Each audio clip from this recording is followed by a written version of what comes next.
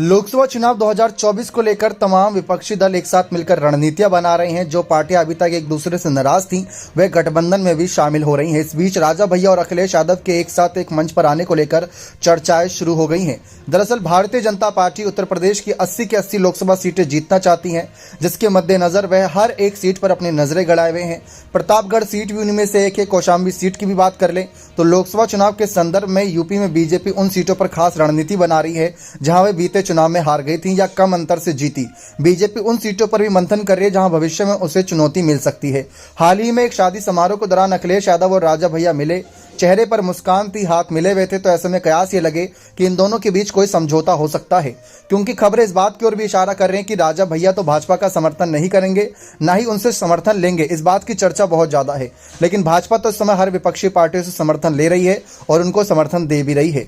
इस बीच बात करें साल 2022 के विधानसभा चुनाव में बीजेपी कौशाम्बी जिले की सभी सीटें हार गई थी। भले ही बात करें इस वक्त भारतीय जनता पार्टी का सांसदीय सीट पर वहां दबदबा था, लेकिन सभी सीटें हारना विधानसभा की अपने आप में चर्चा का विषय बना।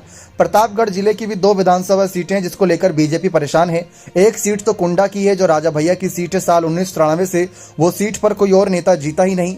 वहीं बाबागंज सीट साल 2017 में पहली बार अस्तित्व में आई, तब से वहां 2 बार चुनाव है और दोनों बार विनोद कुमार सरोज ने जीत दर्ज करी। पहली बार विनोद निर्दलीय प्रत्याशी के तौर पर लड़े, फिर दूसरी बार राजा भैया के जनसत्ता दल के टिकट पर बाजी मारी। जो तस्वीरें सामने आई उसमें प्रतापगढ़ और कौशाम्बी जिले के नेता शामिल हैं और कहीं ना कहीं उनकी रणनीतियां बनाई जा रही हैं। अमित शाह ने खुद इस मोर्चे को संभालने का अपना जिम्मा उठाया है। माना जाता है कि कौशाम्बी लोकसभा सीट पर सपा विधायक पल्लवी पटेल और इंद्रजीत सरोज का असर है।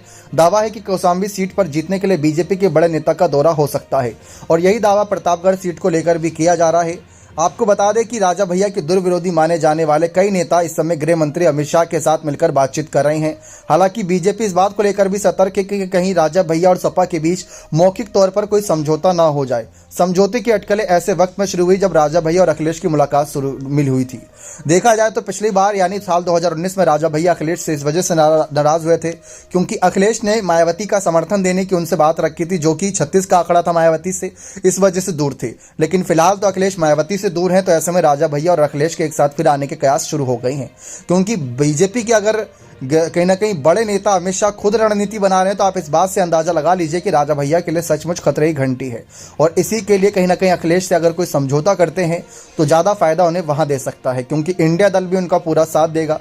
रही बात बसपा की, तो बसपा भी अपनी ताकत इन सीटों पर आजमाएगी। क्या आपको लगता है कि राजा भैया और अखिलेश को एक साथ एक मंच पर आना चाहिए? फिर तो अपनी राय कमेंट सेक्शन में जरूर रखिएगा। बहुत बहुत धन्यवाद।